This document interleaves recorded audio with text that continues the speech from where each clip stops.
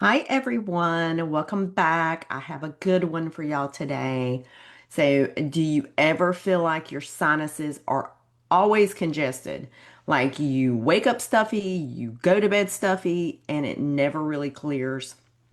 You probably tried everything like antihistamines, nasal sprays, allergy meds, even antibiotics, and maybe they help for a short period of time, but the stuffiness always ends up sneaking back in.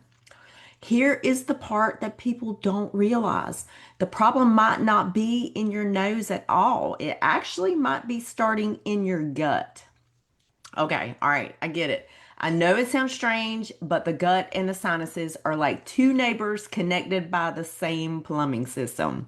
When there's a clog or a leak in one house, the backup is going to show up next door. Now, I see this all the time with women I work with.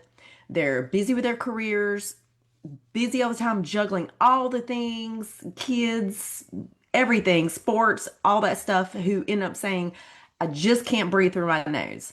It feels like I'm constantly fighting allergies or sinus pressure. But when we actually dig deeper, what we find isn't a pollen issue, it's inflammation brewing in the gut. It might be food sensitivities that are overloading the immune system, or yeast, which is candida, that's creating toxins, or even mold exposure that's triggering histamine reactions. So even though you feel it up here in your face or your nose or your sinuses or the ears, the real fire is actually happening in the gut.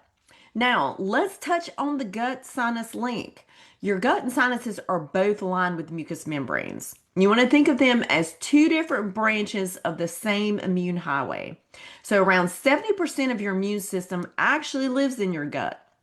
So, if your gut is inflamed, the inflammation often doesn't stay contained, it travels. But it's like lighting a small fire in one room, but the smoke ends up spreading throughout the whole house. And that's why when your gut is irritated or leaky, which is also basically that's like a layman's term for gut permeability, you might notice sinus congestion, post-nasal drip, pressure, or even headaches. Your sinuses are essentially echoing what's going on in your gut. And a simple way to picture this is if your gut is your body's soil, then your sinuses are like flowers growing in it. So if the soil is full of toxins, then the flowers in turn can't thrive. They'll end up wilting, they get congested, and they end up producing too much pollen. Now, let's talk about histamine for a minute because this one is a biggie. So, histamine is not your enemy. It's not. It's actually a natural compound your body uses for communication. It signals your immune system, helps with digestion, and even wakes up your brain. But when histamine builds up faster than your body can break it down, that's when the trouble starts. And then here's where the gut comes in. Certain bacteria in your gut are actually histamine producing.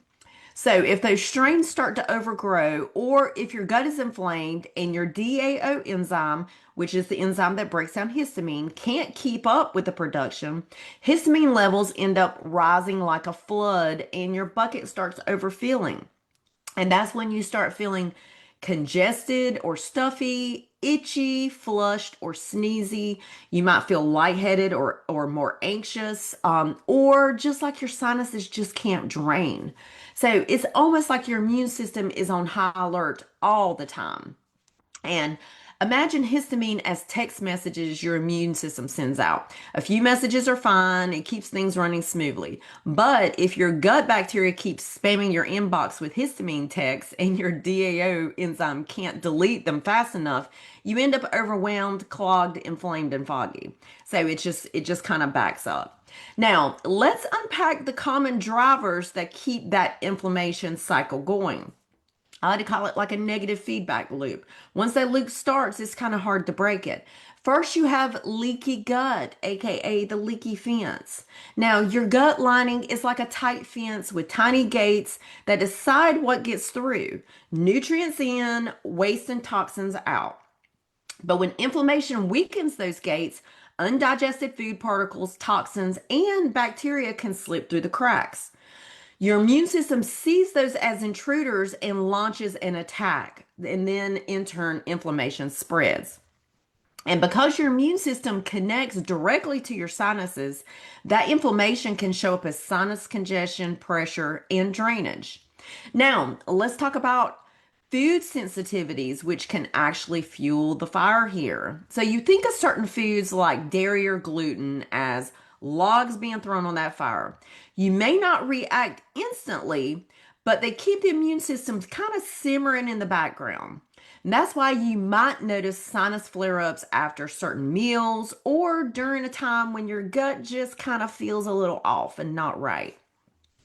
And then you have candida overgrowth, which is actually, I like to call this the gas producing roommate. So, candida yeast loves to grow where there's imbalance. When there's too much sugar, there's stress, or overuse of antibiotics. So, it releases byproducts and toxins that can inflame the gut and sinuses. So it's like living with a roommate who's constantly cooking but never opens a window. The fumes just end up building higher and higher and higher. And then lastly, the fourth thing is mold exposure, which I like to call this one the solid saboteur. So mold can colonize both in the gut and the sinuses. So a lot of people don't realize that one. It releases mycotoxins that ramp up histamine, suppress your immune system, and it can thicken mucus. So people that are exposed to mold often say, my head just feels heavy, my sinuses never drain, and I just feel off.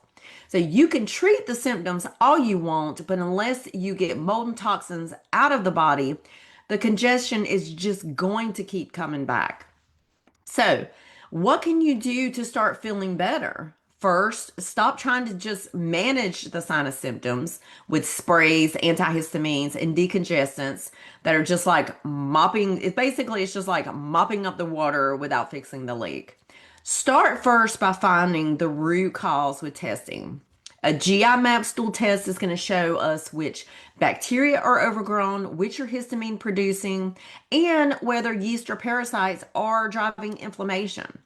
And then, secondly, a food sensitivity test can uncover which foods are actually spiking your immune system and causing a reaction.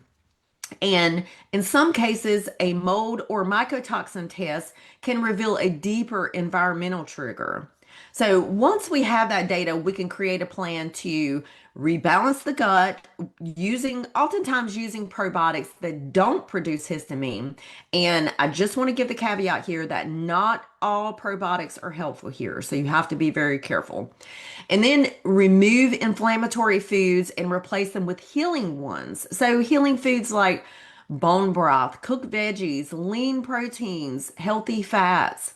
And then you want to support drainage and detox pathways. You want to think of lymphatic movement, hydration, and liver support.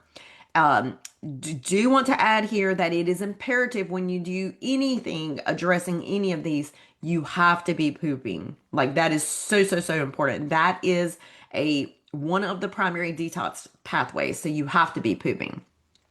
And then you can use gentle antifungals or binders if candida or mold are present. And you also want to nourish your histamine pathways with nutrients like vitamin C, magnesium, and B6. So when your gut calms down, the sinuses finally end up getting a break. The mucus thins, the inflammation drops, and guess what? You can breathe again. It's not magic, it's your body healing in the order that it's supposed to. So if you've been feeling like your head is full, your nose won't clear, and you're constantly fighting congestion, it's not all in your head, literally. It's your body's way of saying there's inflammation deeper down that needs your attention. And when you support your gut, you support your sinuses. And when you calm inflammation from the inside, everything above the neck starts to calm too. So if this message resonates with you and you're tired of chasing symptoms, I'd love to help you figure out what's really driving your congestion. So drop the word sinus in the comments or send me a message and I can share what functional testing looks like and how we can uncover your root cause together. Because when you heal your gut, you really can breathe easier in every sense of the word.